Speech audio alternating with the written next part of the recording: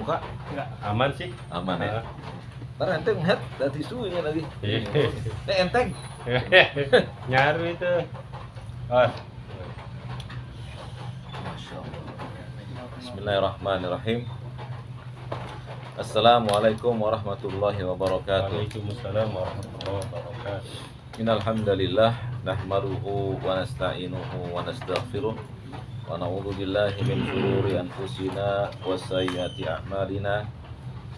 Man yahdihillahu fala mudhillalah wa man yudlil fala hadiyalah. Asyhadu an la ilaha illallah wahdahu la syarikalah wa asyhadu anna Muhammadan abduhu wa rasuluh. Allahumma shalli wa sallim ala nabiyyina Muhammadin wa ala alihi wa sahbihi wa man tabi'ahum bi ihsanin ila yaumiddin.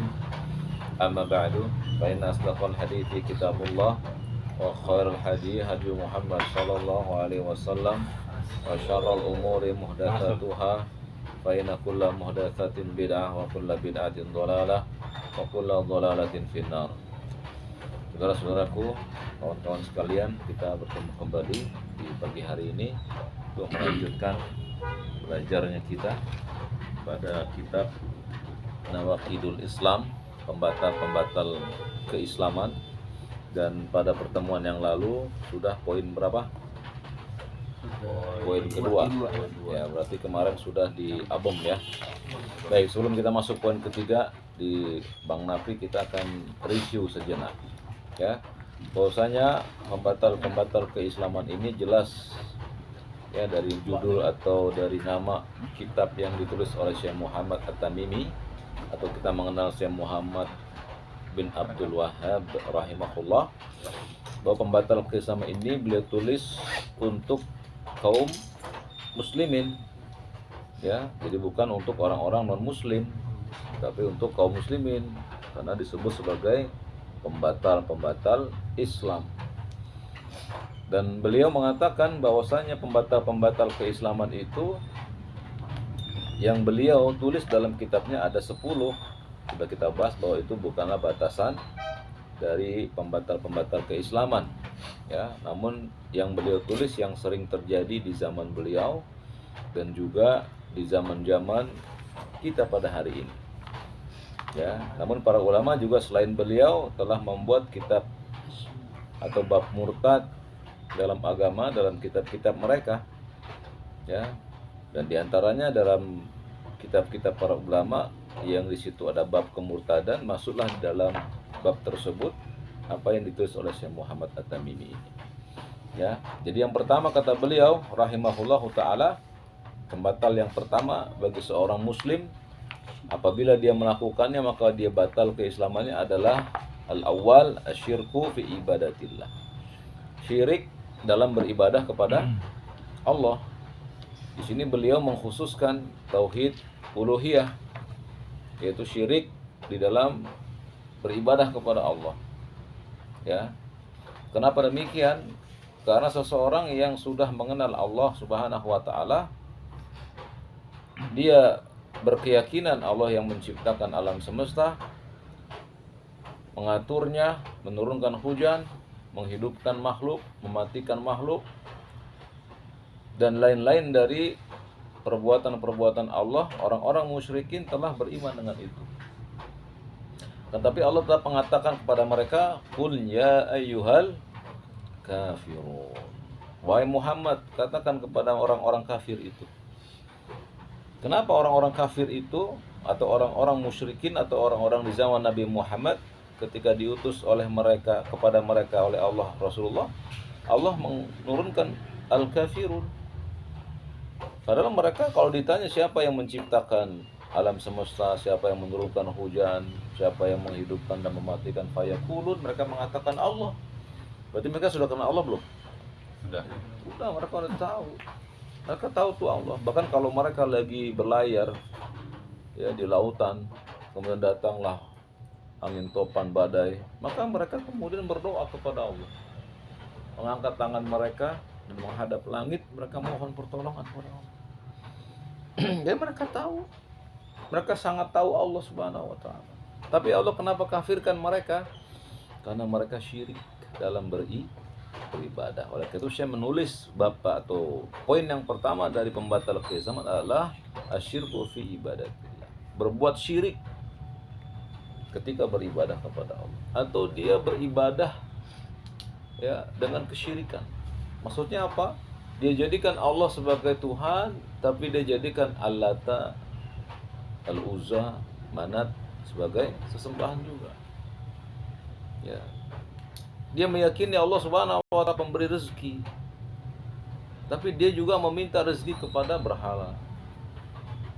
Nah, ini semisal dengan perbuatan orang yang menggunakan sarana tertentu untuk perbuatan yang khusus bagi Allah. Apa syirik itu definisi yang sudah dicatat kemarin? Syirik adalah menyamakan makhluk dengan makhluknya. pada perkara yang khusus saja bagi ada kan? Ada. Antum hafalkan itu. Bab itulah kaidah syirik. Jadi kita samakan makhluk dengan Allah pada perkara-perkara yang khusus bagi Allah. Seperti berdoa itu khusus buat Allah, menyembuhkan khusus bagi Allah, memberi rezeki khusus bagi Allah, yang menghidupkan khusus bagi Allah, mematikan. Kemudian disamakan kepada makhluk, maka kita berbuat syirik. Ya, di sini kemudian saya mengatakan bahwa di antara perbuatan ibadah itu kepada Allah adalah wa minhu adzabuhu li ghairillah. Di antara perbuatan ibadah itu adalah menyembelih kepada selain Allah. Ini menyembelih itu ibadah. Kalau antum misalnya datang tamu, wah ada tamu nih, saya sembelih buat tamu saya. Syirik apa enggak? Ada tamu datang. Ya, ada tamu tuh. Potong ayam, kambing. Syirik enggak? Enggak. Kenapa? Antum nggak ngagungkan tamu itu sebagaimana mengagungkan Allah, ya tidak. Nggak nyembelih juga nggak apa-apa kan? Tapi ada orang yang mesti menyembelih karena diagungkan Habib. Dia sembelih tuh hewan karena apa? Dosa kita kalau nggak nyembelih. Nah, diagungkan Habib itu sedemikian rupa. Nah, sehingga dia merasa bahwa orang ini kalau nggak diberikan sembelihan akan datang kepada kita mudarat. Kalau tamu ente nggak kasih minum, nggak kasih makan, ada mudarat? Tapi kalau kalian agungkan sosok tamu sampai terjadi dalam hati, kalau nggak saya sembelih, pasti dia mudarat nih. Terjadi malapetaka. Makanya kenapa kita ketika di Ancol lewatin jembatan ngasih tanda klik-klik atau klakson kepada siapa? Maryam jembatan Ancol kan? Ada pengagungan nggak di situ? Kan kalau antum nggak ngasih bim, nggak ngasih klakson, mudarat kan? Itu dia namanya. Ya ada orang nyembelih di depan jembatan Ancol. Itu sembelihan kepada selain Allah. Hukumnya syirik akbar, batal Islam. Paham di sini? Alhamdulillah. Itu. Kemudian juga menyembelih kepada penghuni kubur. Jadi kalau antum ziarah kubur, nyembelih di situ. Dengan sebuah keyakinan, nyembelih di situ pasti akan mendatangkan manfaat atau menghilangkan bala. Kenapa sih kita nggak nyembelih di luar kubur? Kenapa? Kata saya di situ apa?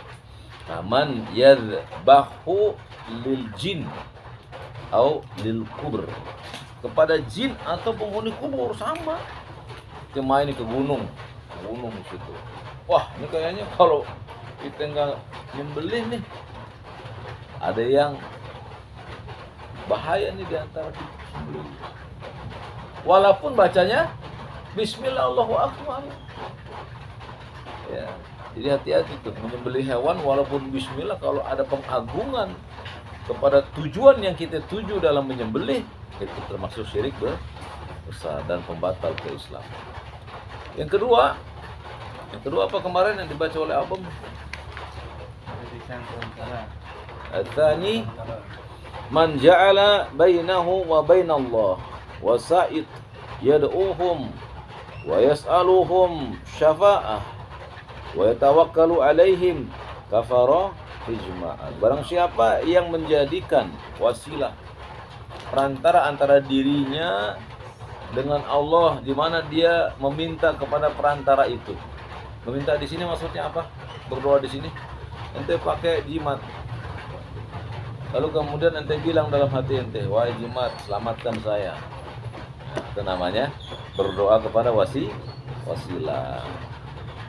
Jadi nggak mesti ente berdoa depan jimat tuh ngangkat nggak mesti. Ente seru jimat, wahai jimat, keluar manfaatmu, keluarkan manfaatmu. Itu namanya yad'uhum. Ya, menyuruh mereka, wa yas'aluhum, kemudian meminta kepada mereka syafaat, pertolongan. Ini saya mau masuk tempat angker ya, maka nanti keluarkan manfaat. Jagain saya. Jaga. Ada nggak yang begini? Banyak kita lihat orang-orang yang masuk ke tempat-tempat tertentu, para dukun. Kalau di tempat-tempat angker, dibawa tuh kerisnya. Kemudian dia berkata kepada si keris, ya, nanti tunjukkan kepadaku kalau ada gerakan-gerakan tertentu engkau goyang dan lain-lain. Namanya merujuk kepada wasilah. Ya, kemudian tawakal. Oh, kalau ada ini tenang perasaan. Ada kalung, ada keris, tenang, tidur nyaman. Kalau nggak ada, nah itu dia tuh bahaya kesyirikan. Bisa di sini dipahami? Alhamdulillah. Barakallah. Nah, silakan sekarang yang ketiga. Nah, kita apa Bang Nafi? Oh, kita. Saya juga. Oh iya. Bismillahirrahmanirrahim. Al-Thalithu Man lam yukaffiril musyrikina aw syakka fi kufrihim aw sahhaha mazhabahum kafar. Baik, artinya baca. Ketiga, siapa yang tidak mengkafirkan orang-orang musyrik, ragu akan kekafiran mereka atau membenarkan keyakinan mereka, maka dia kafir berdasarkan ijma. Nah, lihat tuh, apa kata beliau? Yang ketiga, man lam yukaffiril musyriki. Barang siapa yang enggak mengkafirkan orang musyrik. Siapa sih orang musyrik di sini? Yang beliau maksudkan siapa orang musyrik di sini? Orang yang menyekutukan Allah. Oh, enggak orang kafir enggak? Maksudnya yang udah Jadi kafir. kalimatnya man lam yukaffiril musyrikin. Syekh Muhammad mengatakan barang siapa yang tidak mengkafirkan orang musyrik. Berarti orang musyrik kafir tidak? Kafir, orang musyrik kafir. Jadi barang siapa yang tidak mengkafirkan orang musyrik. Ya, siapa sih musyrikin di sini maksudnya? Musyrik kita tahu adalah masdar. Oh, musyrik. Masdar tuh maksudnya bendanya. Kalau syirik kan Orang perbuatan. Orangnya kafir. musyrik. Musyrik. Ya kan? Oh, iya. Sujud, perbuatannya sujud. Tempat sujud namanya Tempat sujud. tambahin mim, masjid. Jadi setiap ada tambahan mim dalam bahasa Arab itu berbentuk masdar kata bendanya. Ya. Misalnya apa? Islam. Sifatnya, orangnya Muslim gitu. Jadi kalau tambahkan mim, pasti dia orangnya. Islam. Iman, orangnya Mukmin. mukmin. Iman. Iman tuh kan Mukmin. sifat juga, tapi dia bersifat abstrak. Orangnya tambahin mim, mukmin. Nah, syirik itu sifatnya sifat meyakini adanya Allah, ada Tuhan selain Allah. Allah. Orangnya musyrik. Jadi kalau kita sebut orang yang nyembah berhala, musyrik namanya. Perbuatannya syirik. Perbuatan syirik. Nah, tapi kalau kafir itu bisa perbuatan, bisa orang kafir. Berarti orangnya kafir, perbuatannya juga kafir. Beda dengan ini secara bahasa. Jadi kata Syekh, barang siapa yang nggak mengkafirkan orang musyrik. Siapa sih orang musyrik? Orang yang menjadikan selain Allah, Allah juga. Orang yang menjadikan makhluk setara dengan Allah pada perkara yang khusus bagi Allah. Allah mengetahui yang goib nggak, Bang Heri? Ada orang begini, kalau lu hilang barangnya, lu ke sana tuh. Dia tahu tuh yang barangnya. Berarti dia menyamakan diri orang gitu kepada. Nah, itu maksudnya. Berarti perbuatan syirik itu. Makanya Nabi larang kita mendatangi dukun, tukang ramal. Kenapa? Dia bisa mengetahui yang goib kok. Ya. Nah, orang musyrik itu orang yang menjadikan makhluk setara dengan Allah. Siapa saja coba contoh. Kalau agama musyrik, agama apa di kita di Indonesia? Agama Buddha. Terus Hindu. Ya kan? Tuh orang musyrik tuh, agama kemusyrikan. Kenapa? Ada Tuhan selain Allah. Siapa Tuhan mereka? Dewa Dewi kan? Oh, iya. Dewa Dewi tuh kalau Hindu Buddha. Oh, Dewa Dewi. Kalau Nasrani dia musyrik apa kafir? Iya, kafir. Dia kafir sebenarnya, dia awalnya kekafiran, nggak ada kemusyrikan. Dia satu kaum yang dikafirkan oleh Allah. Kenapa dia dikafirkan oleh Allah? Nabi. Nah, dia nggak berbuat syirik. Dia nggak berbuat syirik nih. Awalnya mereka nggak berbuat syirik. Bani Israel itu nggak berbuat syirik. Cuman suka membunuh Nabi. Suka bikin macem-macem. Suka bilang Allah beranak. Kafir dia. Tapi dia nyembahnya Allah juga. Jadi orang Nasrani itu bersekte-sekte. Makanya Nabi mengatakan umat Yahudi terpecah menjadi berapa? 71. Nasrani? 72. Orang Islam? 73. Iya, paling banyak kita. Paling banyak kita. Jadi Nasrani sama Yahudi mereka pecah belah. Ada yang mengatakan Uzair anak Allah. Dia kafir, nggak syirik karena masih menyembah Allah. Tapi orang Yahudi yang menyembah batu ratapan, orang Nasrani yang menyembah Nabi Isa, dia apa tuh? Kafir karena syirik. Paham? Jadi kesyirikan itu kekafiran. Syirik pasti kafir. Kafir belum tentu. Maksudnya perbuatan kafir belum tentu dengan kesyirikan. Ada kafir seperti Yahudi dan Nasrani, nggak beriman dengan kenabian Muhammad SAW. Dia nggak melakukan kesyirikan. Tapi dia minta nama Nabi Isa bukan, Bang? Apanya? Maksudnya dia minta masalahin Allah ya, Nabi Isa. Minta Iya, juga. itu setelah kemari. Setelah kemarin. Kemari ya, pada awal Bani Israel, Yahudi dan Nasrani datang kepada mereka Taurat dan Injil, mereka beriman dengan Taurat dan Injil. Mereka ahli kitab juga. Ahli kitab, makanya Allah mengatakan kepada mereka, ahlul kitab itu sembelihannya buat kalian halal. Wanita-wanitanya halal buat kalian. Siapa yang harus sebut ahli kitab di sini? Yahudi dan Nasrani yang nggak Awal. beriman dengan Nabi Muhammad SAW. Tapi mereka beriman dan mengamalkan Taurat dan Injil. Nah, kalau mereka dengar Nabi hadir ke tengah-tengah mereka, mereka dengar ada Nabi dari bangsa Arab, mereka dengar nggak mereka?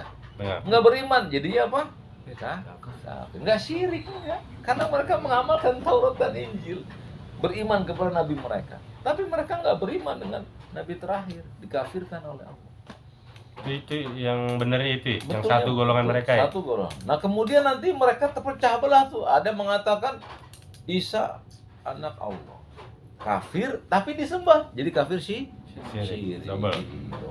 Makanya Allah mengatakan innalladzina kafaru dan al-bayyinah.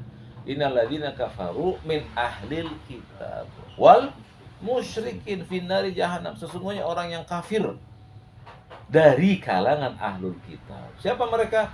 Yahudi, Nasrani. Wal musyrikin, siapa saja yang menyembah selain Allah, mereka musyrik.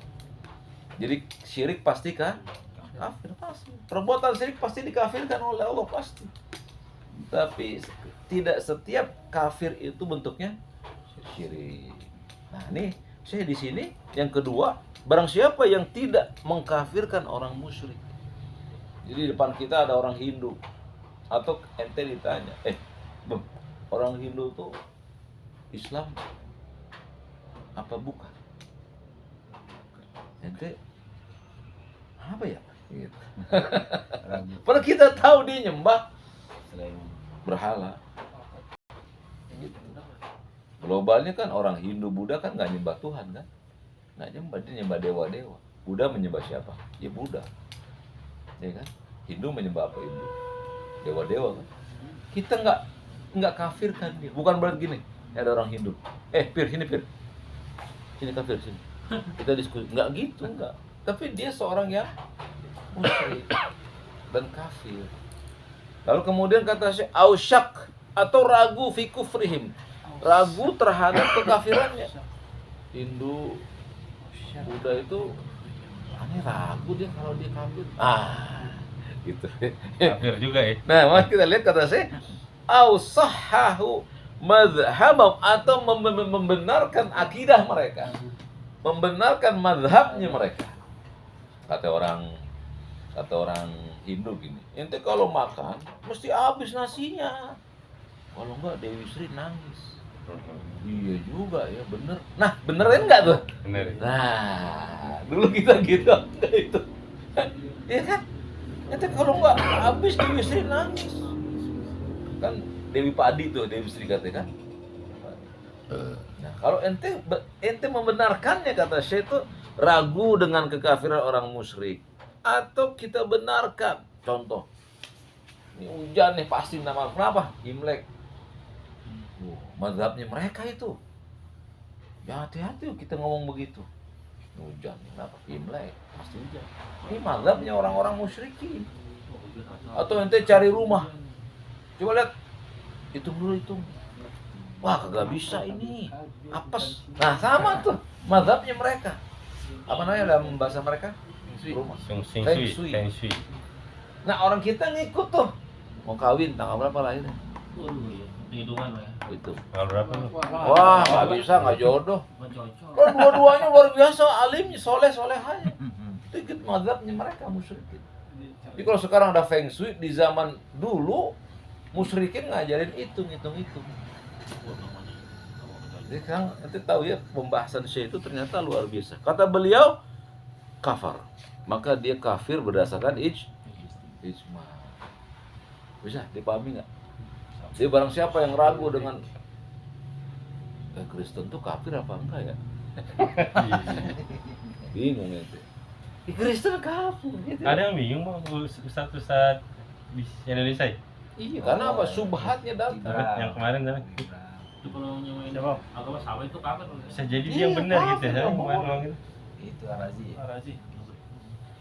Kalau Ar-Razi itu berpendapat kalau ada orang yang menyembah Nabi Isa Itu kafir. Tapi kalau ada orang yang menyembah Nabi Isa karena melihat ada sisi ilahiyahnya di Nabi Isa, dia tauhid. Oh, wahyu Allah di dia. situ maksudnya, bidatul wujud. Iya, memang dia seorang sufi. Dia torekot. Ar-Razi itu torekot sufi ya. Dan gurunya yang di Mesir pun udah mengkafirkan dia. Antum lihat tadi YouTube. Gurunya Ar-Razi. Ya, jadi jangan ikutin yang begitu. Walaupun kita cuma sedikit, kebenaran tetap kebenaran dan kebatilan tetap. Jadi ente jangan ragu, orang Kristen kafir apa? Ya kafir. Cuma setelah kita tahu gini kan kita nggak koar-koar. Untuk teriak-teriak, woi Kristen kafir, woi Yahudi nggak ada bukan itu tuntunannya. Kita mesti tahu kenapa? Karena orang yang nggak mengkafirkan orang kafir, kata siapa? Kafir. Kafir. Ya, jadi misalnya gini contoh, misalnya ada orang Kristen mencela Nabi Muhammad SAW. Orang Muslim. Orang Kristen mencela Nabi Muhammad, kan banyak kan? Tapi tinggalnya di Indonesia orang tersebut. Lalu kemudian ditayangkan, oh komentar dasar kafir. Ada orang mengotong, jangan nanti kafirkan dia. Ada kan yang gitu. komentarnya kan? Iya, jangan dia kafir deh, sebut non muslim. Namanya meragukan kekafiran mereka.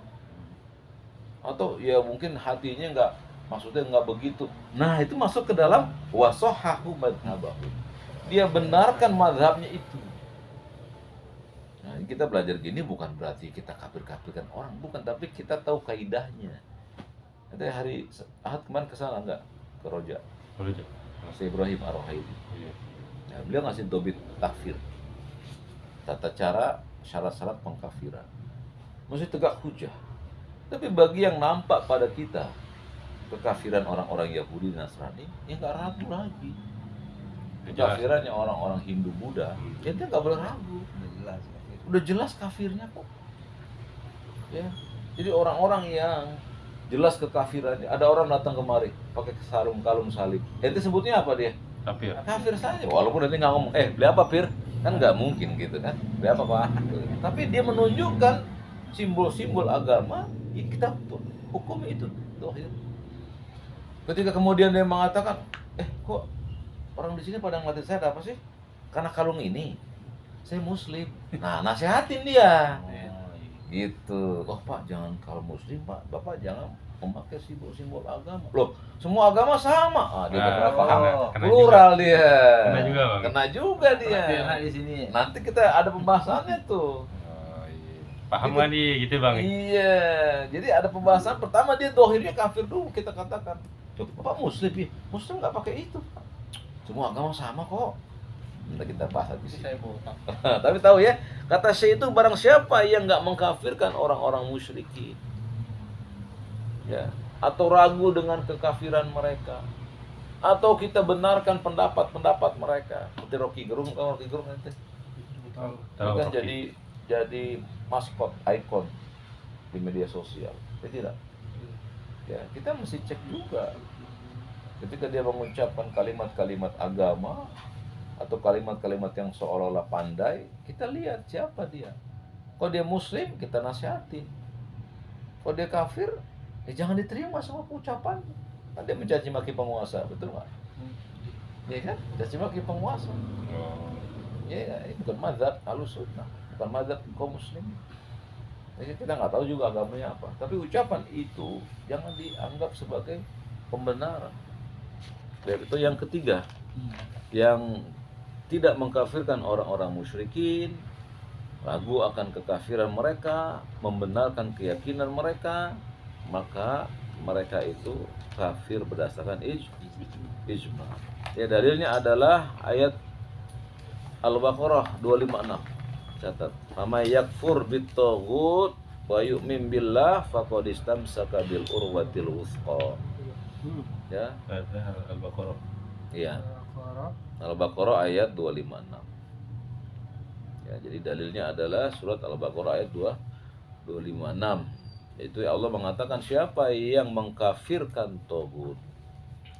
Tagut apa? Itu kita bahas kemarin. Tagut Sesembahan selain Allah.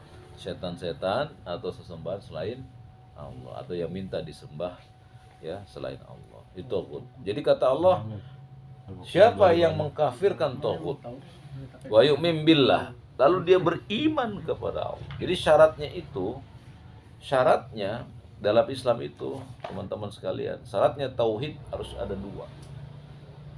Kita beriman kepada Allah dan mengkafirkan tagut. Harus. Jadi ente beriman kepada Allah nih, oh saya beriman kepada Allah. Tapi ente nggak mentahdzir kesyirikan. Kalian nggak menganggap kesyirikan. Tapi kalian mentauhidkan Allah, maksudnya iya saya hanya berdoa kepada Allah. Tapi kalian berdiam diri terhadap kekafiran atau kesyirikan. Maksudnya nggak mengingkari tagut, setan yang disembah selain Allah. Maka itu nggak masuk ke dalam tali agama Allah. Jadi syarat bagi keimanan adalah beriman kepada Allah dan mengkafirkan tagut. Semua kita kafirkan tagut itu. Setannya, jinnya, iblisnya, kita kafirkan dia. Ya. Jadi nggak boleh kita, ya saya beriman kepadamu ya Allah. Tapi kita nggak memiliki ilmu tentang iblis yang kafir. Iblis kafir apa enggak? Hah?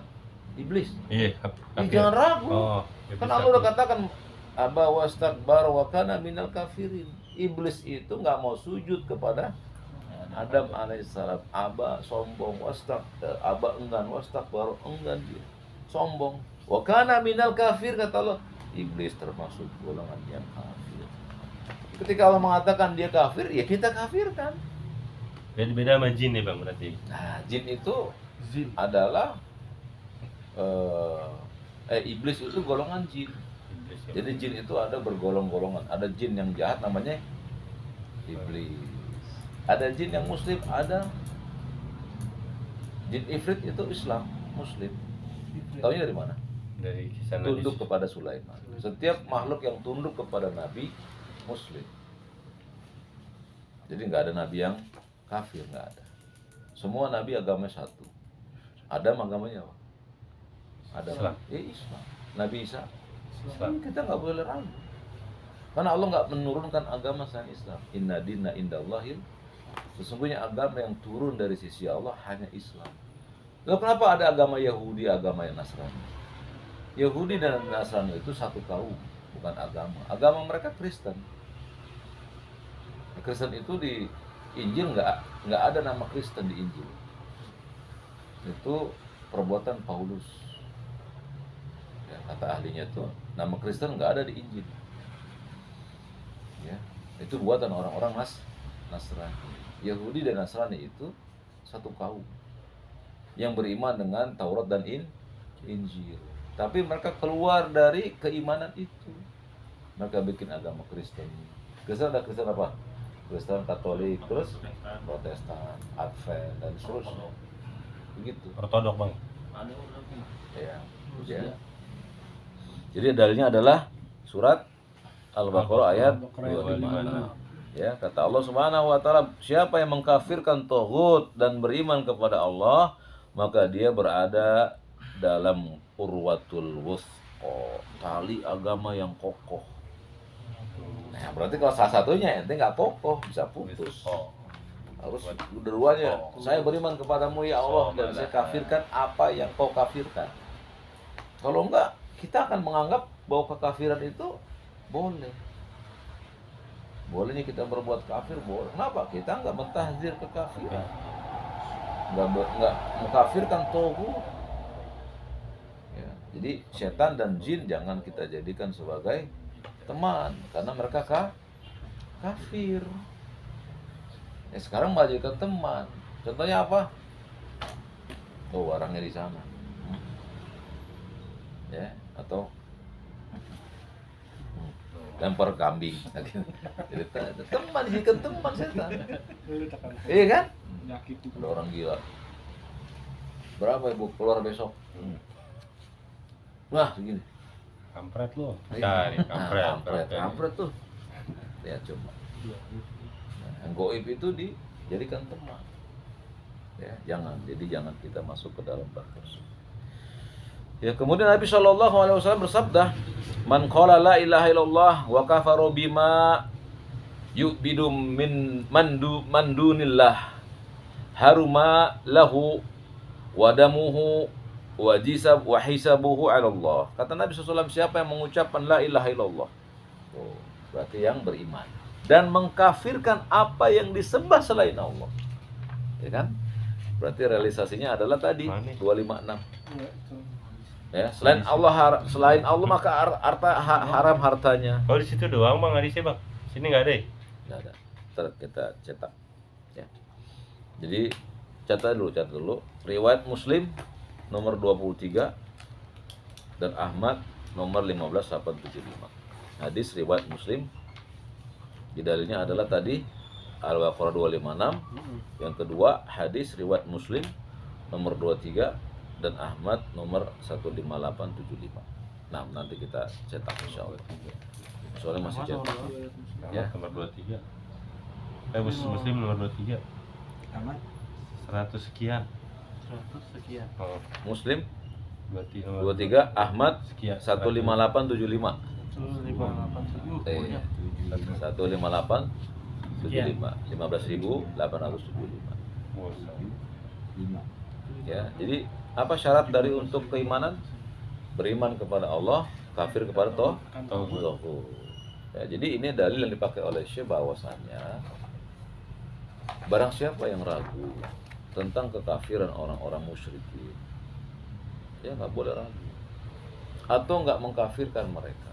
Artinya bukan menunjuk hidung, bukan, tapi agama mereka kafir kita ragu, atau enggak dia bukan kafir, dia kan dia punya kitab suci, nah gitu misalnya, atau membenarkan pendapat-pendapat mereka, imam-imam mereka, atau orang-orang kaya di kalangan mereka, maka ijma'an kafar, ya, ijma' secara atau kafir secara ijma'. Ayat yang lain adalah surat Al-Hujurat ayat 15. Surat Al-Hujurat ayat 15. Kata Allah Subhanahu wa taala, innamal mu'minun, sesungguhnya orang-orang yang benar-benar beriman, alladzina amanu billahi wa rasulihi tsumma lam yartabu. Al-Hujurat ayat 15. Al-Hujurat ayat 15, surat ke-49. Surat ke-49 yaitu Hujurat ayatnya 15. Kata Allah, innamal mu'minun, sesungguhnya orang yang benar-benar beriman itu alladzina amanu billahi, yang beriman kepada Allah, wa rasulihi, yang beriman kepada Rasul, tsumma lam yartabu, dan mereka tidak ragu, wajahadu bi amwalihim wa anfusihim, mereka enggak ragu dan mereka berjihad dengan harta dan jiwa mereka fi sabilillah, di jalan Allah, ulaika humus shadiqun, mereka yang benar-benar imannya. Jadi kalau kita nih, ente masih ragu dengan kekafiran orang-orang musyrikin, tapi ente beriman pada Allah. Ya, kita menentang ayat ini. Kata Allah, orang yang beriman itu, yang sungguh-sungguh beriman, yang beriman kepada Allah, dan mereka enggak ragu. Dengan keimanan itu juga tidak ragu dengan kekafiran orang-orang kafir yang dikafirkan oleh Allah. Jadi jangan kita kafirkan orang yang Allah enggak kafirkan. Tapi jangan juga mengislamkan orang kafir yang dikafirkan oleh Allah. Firaun kafir tidak? Kafir. Kafir, jangan khawatir, Firaun kafir. Ya, ada orang sufi mengatakan iblis itu gak kafir karena dia beriman kepada Allah. Sama seperti orang musyrikin di zaman Nabi, beriman gak kepada Allah. Kenapa dikafirkan oleh Allah? Gak beribadah kepada Allah. Dibatalkan pembatalan pertama. Ya, asyirku fi ibadatillah. Barakallahu fiik. Nah, lanjut. Nafdoi. Iya, Boy. 4 nih. Emang Bang Nafi udah kemarin? Wah, udah Bang. Satu siapa satu? Ente? Satu, Dua. dua. Ini satu bagi dua kayaknya. Oh, karena dua ya? Oh ya, Dua baik. bagi satu. Oh iya iya. Iya. Yang keempat Ar-Rabi.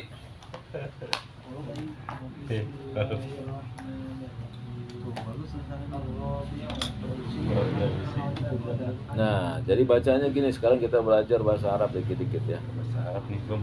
Jadi kalau ada kalimat itu bacanya Ar-Rabi. Ar-Rabi.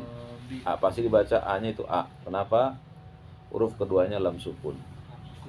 Jadi kalau ada alif, huruf keduanya lam sukun, pasti alifnya dibaca A.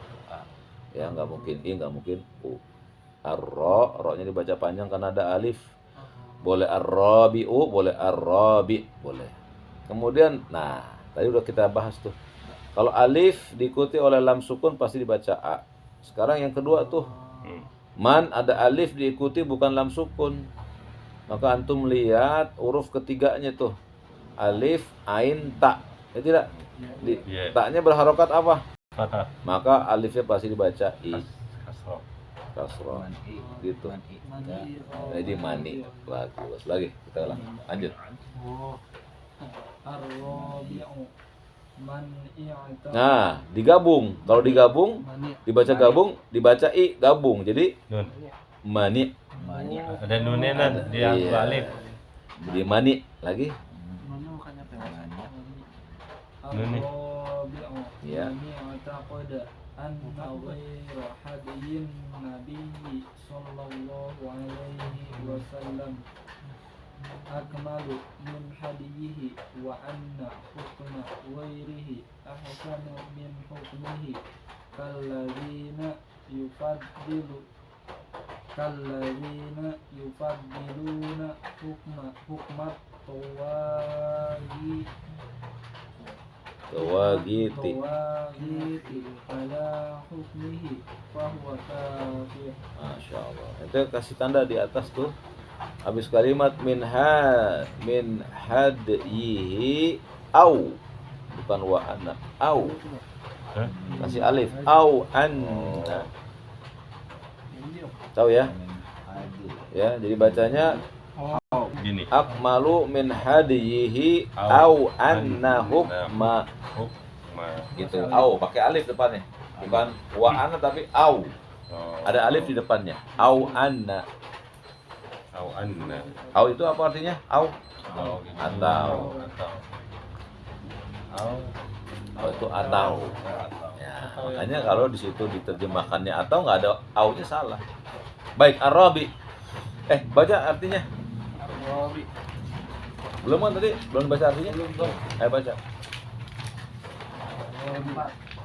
Siapa yang meyakini bahwa selain petunjuk Nabi Sallallahu Alaihi Wasallam lebih sempurna daripada petunjuk beliau, atau selain hukum beliau Sallallahu Alaihi Wasallam lebih baik daripada hukum beliau, seperti orang-orang yang lebih mendahulukan hukum Taurat daripada hukum beliau, maka dia kafir. Nah, lihat ya mas sekalian. Yang keempat ini tadi yang kita bahas. Ya, jadi yang pertama syirik kepada Allah dalam beribadah. Yang Kedua, menjadikan perantara-perantara itu antara kita dengan Allah, di mana kita tawakal, berdoa kepadanya, minta syafaat.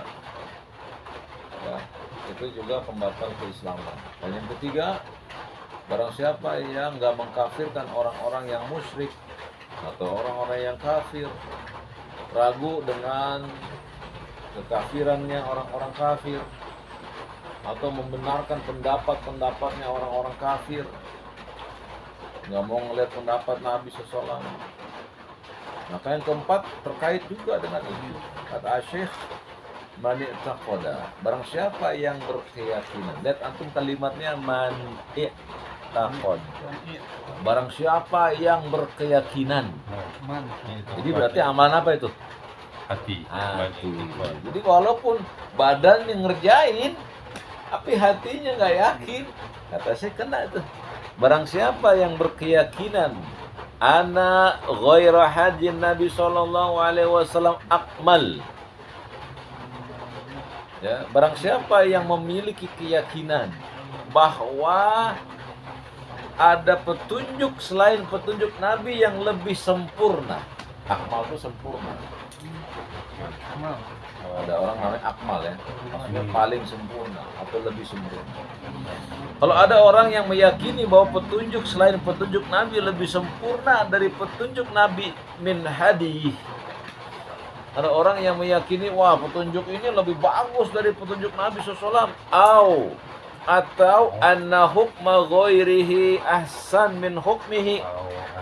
Atau sesungguhnya ada hukum selain hukum dari Nabi yang lebih baik dari hukum Nabi.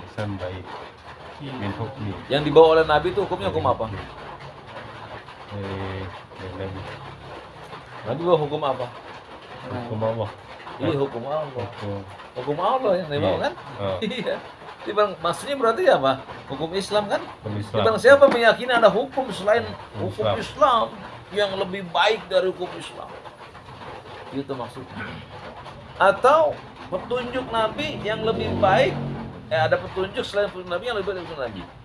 Berarti petunjuk Nabi petunjuk apa? Islam. Nabi ngajarin Islam, sunnah. Ada petunjuk yang lebih baik nih dari Muhammad SAW. Maka kata Syekh, ya, atau kata beliau, kalladzina yufaddiluna hukmu taghut atau dia berkeyakinan bahwa hukum-hukum taghut itu lebih afdol, lebih utama daripada hukum Islam. Ya, bahwa nah, ada perinciannya, tapi kita lihat ya. Kenapa kita tidak boleh meyakini ada hukum selain hukum Islam? Meyakini artinya apa? Dalam hati kita nih, nggak boleh antum meyakini Undang-Undang 45 lebih baik dari hukum Islam. Barang siapa yang meyakini Undang-Undang 45 sama dengan hukum Islam atau lebih, sama aja nggak boleh. Sama aja nggak boleh atau lebih, maka bahwa kafir. Dalilnya surat Al-Maidah ayat 3. Pada hari ini aku telah sempurnakan bagi kalian agama kalian. Ya. Al-yauma akmaltu lakum dinakum wa atmamtu alaikum ni'mati wa raditu lakumul Islam madinah. Aku hari ini, kata Allah, telah sempurnakan bagi kalian agama. Aku cukupkan nikmatku atas kalian dan aku ridho Islam menjadi agama bagi kalian. Kita ridho dengan agama selain agama Islam. Kita ridho dengan petunjuk selain dari petunjuk Islam. Kita ridho berhukum dengan selain hukum Islam. Ridho itu amalan apa? Ridho amalan apa? Hati. Ridho amalan apa? Jadi ridho di sini dia ridho dengan apa itu? Hatinya ridho dengan selain Islam. Baru ridho saja sudah dikatakan kufur. Wah, hati saya, walaupun dia masih ngerjain hukum-hukum Islam, tapi hatinya ridho bahwa ada agama selain Islam yang sama dengan Islam atau lebih dari Islam. Ada petunjuk yang lebih bagus dari Islam. Ada undang-undang yang lebih baik dari Islam. Kalau dia berkeyakinan seperti itu, maka dia kafir. Walaupun dia masih melaksanakan sholat. Kenapa? Kenapa orang seperti ini dikafirkan? Kan dia sholat. Ya dia menandingkan, menyamakan ya. Iya. Tapi dia tetap sholat. Cuman dia berkeyakinan hukum Islam sama dengan hukum undang-undang manusia. Dia berkeyakinan sama. Dia sholat juga. Tapi dia dikafirkan oleh Syekh Muhammad. Kenapa?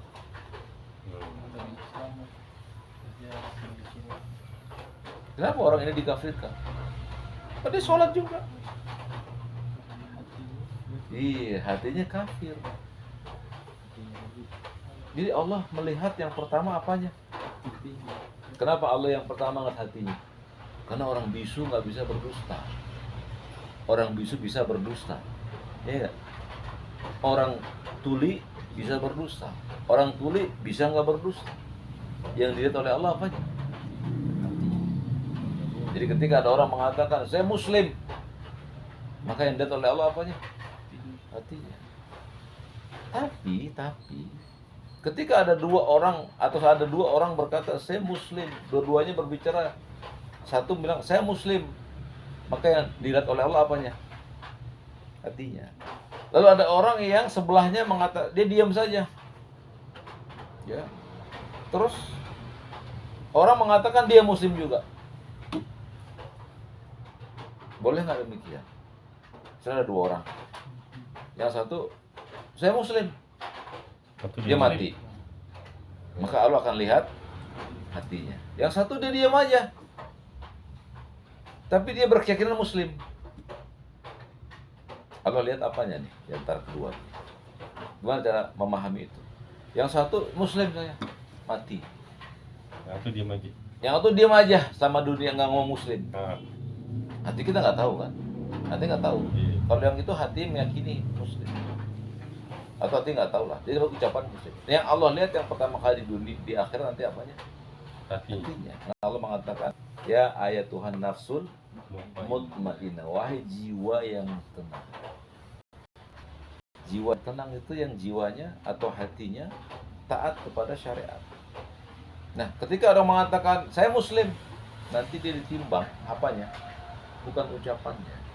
Tapi ada orang yang mengaku atau dia diam saja, dia nggak Islam, nggak ngomong saya Muslim, nggak. Yang ditimbang apanya? Hatinya juga. Lalu berat apa nanti di akhirat? Yang seseorang kalau dia Muslim nggak mengucapkannya, maka nggak masuk iman. Yang seorang mengucapkan dengan lisannya, nggak masuk iman juga. Kenapa demikian?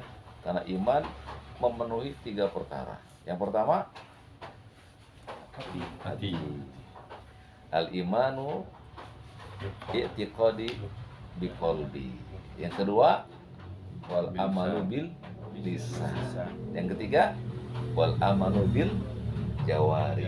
Jadi orang yang disebut beriman itu hatinya beriman, lisannya beriman, anggota badannya beriman. Tapi yang pertama Allah sebut iman itu adalah al-i'tiqadu bil qalbi. Tapi nggak boleh juga orang saya beriman diam aja. Maksudnya dia nggak ngucapin iman kepada Allah. Harus diucapkan saya beriman kepada Allah. Kalau enggak antum seperti orang-orang kejawen. Orang kejawen itu hatinya eling. Udah penting eling hatinya. Penting ingat ya. Ingat. Nggak usah ngucap saya Islam, nggak perlu. Yang penting hatinya eling. Makanya ada mimbar agama kepercayaan dulu. Ya kenapa? Hatinya aja udah. Atau ada orang mengatakan begini, buat apa kita berjilbab? Yang penting hati dijilbabin dulu. Iya kan? Mungkin nggak perkara ini terjadi? Nggak bisa. Jadi orang yang berjilbab itu harus jilbab hatinya, jilbab lisannya, jilbab badannya. Makanya Islam tuh nggak boleh. Saya Islam Pak. Yang Allah lihat apanya? Hatinya. Begitu dia diam saja, yang Allah lihat apanya? Hatinya juga. Hatinya juga dan lisannya juga, karena beriman.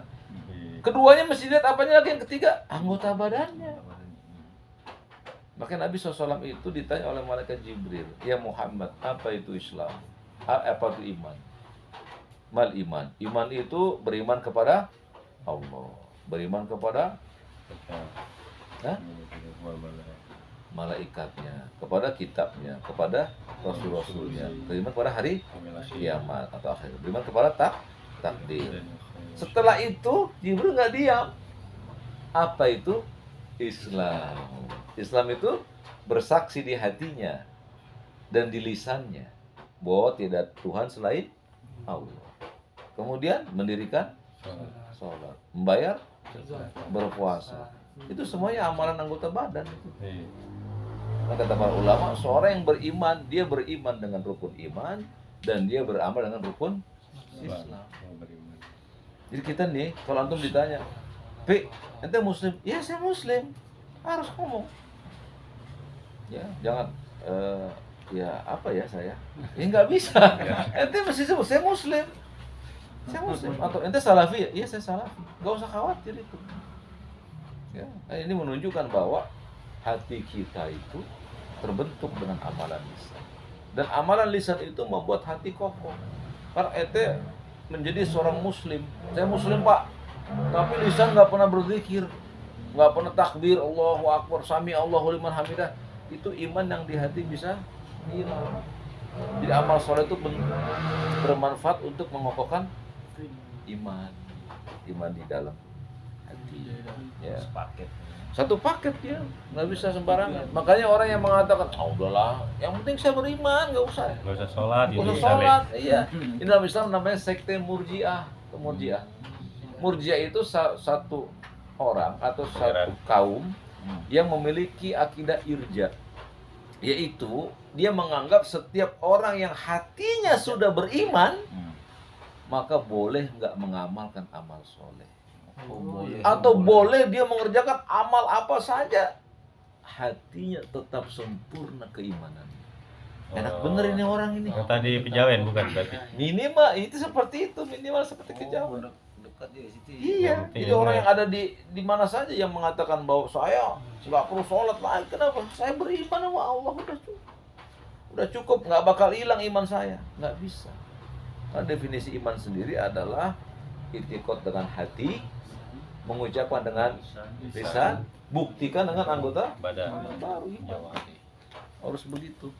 Ya, jadi nggak boleh kita meyakini ada petunjuk selain petunjuk Nabi, hukum selain hukum Nabi yang lebih baik atau sama, nggak boleh. Kemudian mendahulukan hukum-hukum tauhid, hukum-hukum syaitan, seperti orang sakit, ya, lalu mengusir setan dengan syaitan. Ini namanya hukum syaitan. Nah, ada ulama yang mengatakan bolehnya mengusir setan dengan syaitan. Oh, Ada. Makanya sebagian kaum muslimin ada yang berdalil dengan itu, ada ulama yang membolehkan itu. Lama kibar juga. Ulama kibar juga. Tapi nggak boleh. Ya, karena nggak boleh kita ta'awun, tolong menolong kepada syaitan. Nggak boleh. Walaupun setan jin. Walaupun Islam, jin. ya? Sekarang bagaimana antum tahu jin itu Islam? Iya. Dari mana tahu? Setan bisa sholat apa tidak? Setan yang kafir sekalipun sholat atau tidak? Sholat, namanya kandib itu. Kerjaannya masuk ke soft. Allahu Akbar. Berapa rakaat sekarang? Oh iya, berapa rakaat? Itu setannya sholat juga di situ, masuk ke dalam roh. Setan bisa baca ayat kursi? Bisa, ketika ditangkap oleh Abu Hurairah.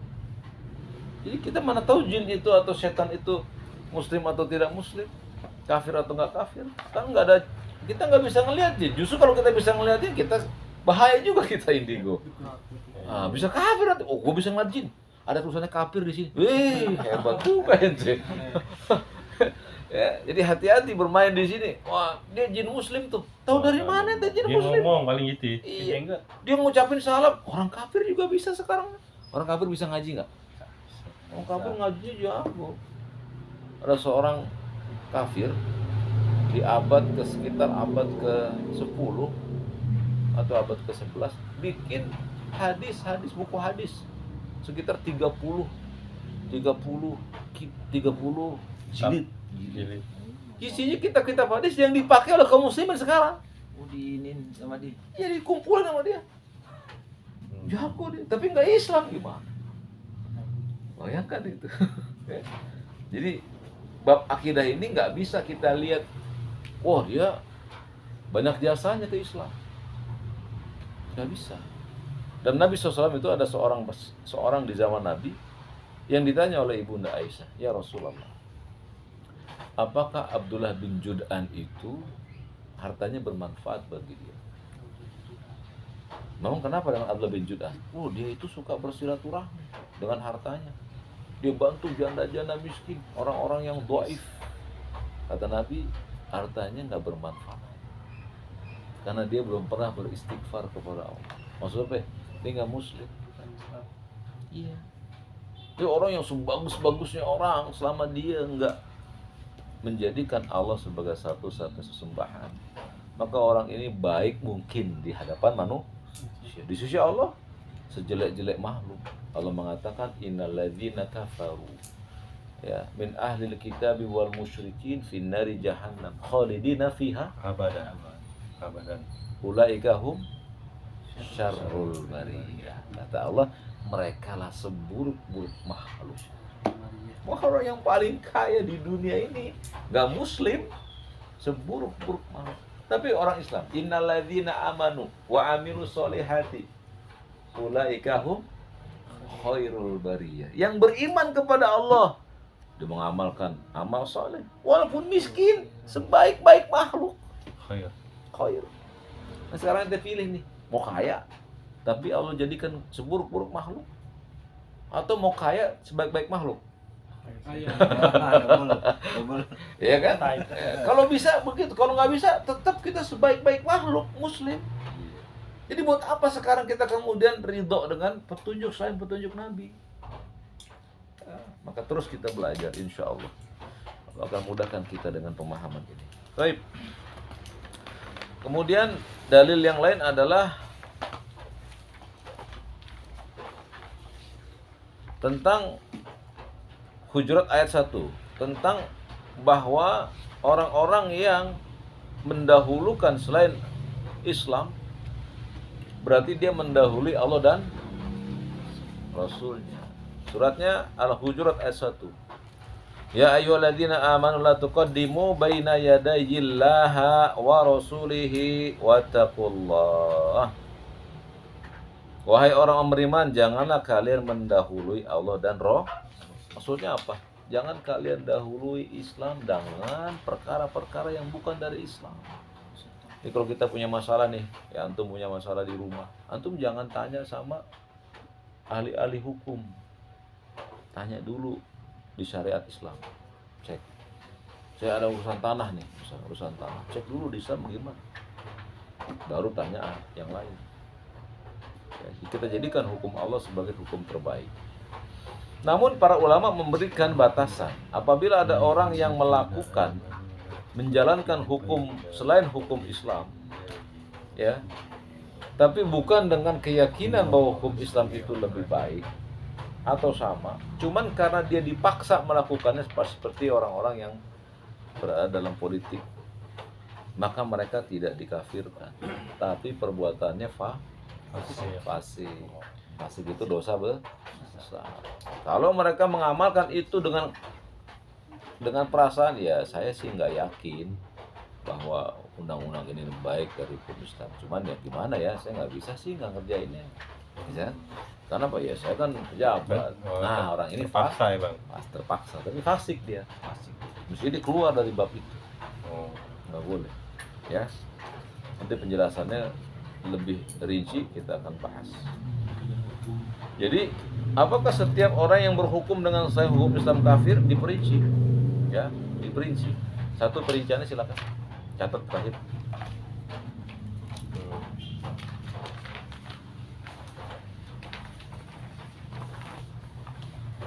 Termasuk jenis kekufuran adalah meyakini hukum buatan manusia atau undang-undang manusia lebih baik dari syariat Islam atau sama.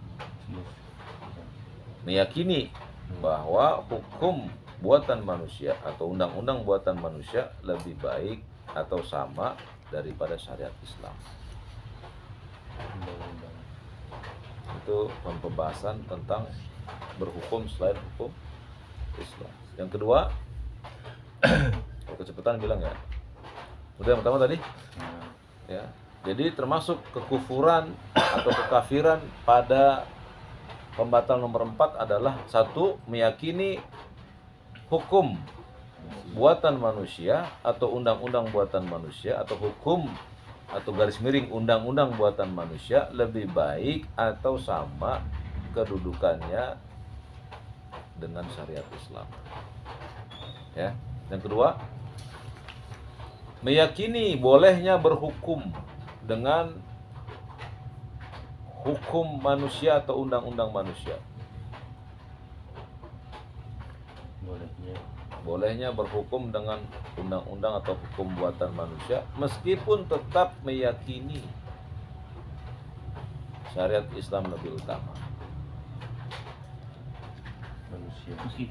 Meskipun tetap meyakini syariat Islam itu lebih utama. Jadi dia meyakini boleh. Ini boleh.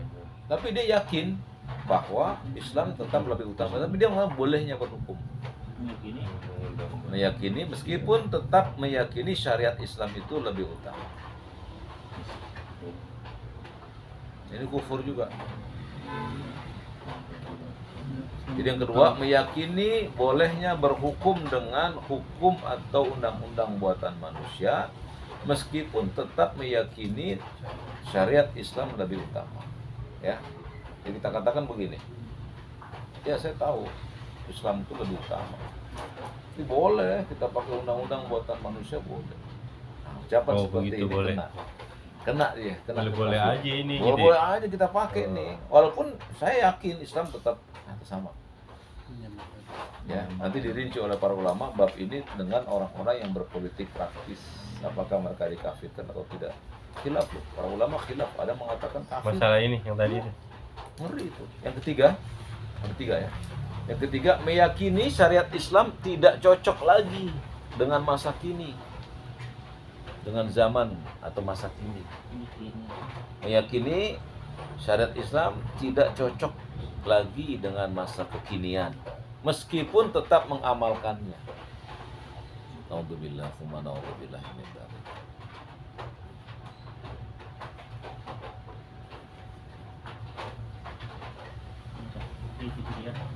Bisa, Bang Mati, udah. Ketiga, meyakini syariat Islam tidak cocok lagi dengan masa kekinian atau masa kini, sekalipun tetap mengamalkannya. Paham di sini? Oh, Jadi, Islam nggak cocok zaman sekarang, udah nggak bisa dipakai, tapi tetap sholat dia, tetap ibadah. Cuman dia artinya mengatakan udah nggak cocok sebenarnya. Jadi yang dilihat oleh Allah apanya? Hati.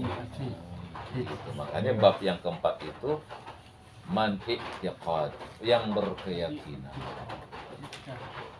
I'tiqad dia keyakinan. hukum rajam udah nggak cocok gitu kan. Iya, hukum rajam udah nggak cocok zaman sekarang. Walaupun dia kalau ngeliat orang dirajam, ini apa namanya? Biar nyaho loh, gitu. Misal. Jadi dia nggak yakin, dia artinya nggak yakin tuh itu cocok dengan zaman sekarang. Tapi dia tetap ngamalin. Yang terakhir itu bukan nomor 4 ya. Yang terakhir tuh apa namanya? Kaidahnya dari yang 3 itu, paragraf baru. Jika dia berhukum dengan keyakinan 3 di atas, maka kafirlah orang tersebut. Jika dia berhukum dengan keyakinan 3 yang tadi, tahu? Yang tidak tadi 3 kan ya? Jika dia atau seseorang berhukum dengan keyakinan 3 di atas, maka dia kafir dengan dalil surat Al-Maidah ayat 44. Nanti antum cari. Nah, ulang ya. Jika dia berhukum dengan keyakinan yang 3 di atas, ya, dengan keyakinan yang 3 di atas, maka dia kafir. Dalilnya surat Al-Maidah ayat 44. Dalil Al-Maidah Ayat 44. Ya. Ini berarti A aja deh, A deh, A. Ini A. Ini yang poin A. Jika itu ya A. Yang B. Yang B dulu. Oh ya A. Ya, A. Ya, A. Jika dia berhukum dengan selain hukum Islam. Jika dia berhukum dengan selain hukum Islam karena condong pada dunia atau hawa nafsu,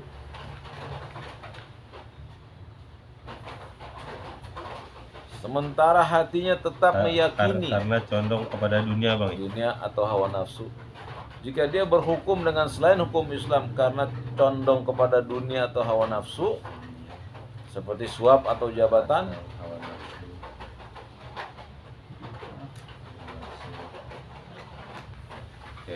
sementara hatinya tetap meyakini hukum Islam,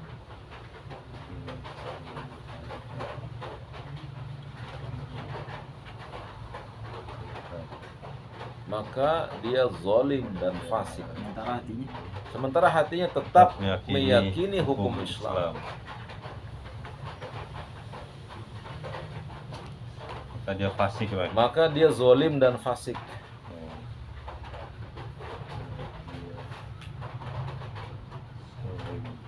Dalilnya Al-Maidah 45 dan 47. Al-Maidah. Nah, bukan 45 sampai 47, ya 45 dan 47. Nah, itu dalil Al-Quran. Orang yang berhukum dengan selain hukum Islam seperti disuap atau jabatan, tapi hatinya tetap yakin hukum Islam itu, maka dia zalim dan fasik. Tapi kalau dia mengatakan boleh, nggak apa-apa pakai hukum undang-undang manusia, beda dengan Redo gitu. ya kalau itu redo. Kalau yang ini nggak, dia disuap. Aduh, gimana nih? Dipaksa, dia zalim dan fasik. Itu sekarang udah punya bab ini ya, apa framingnya.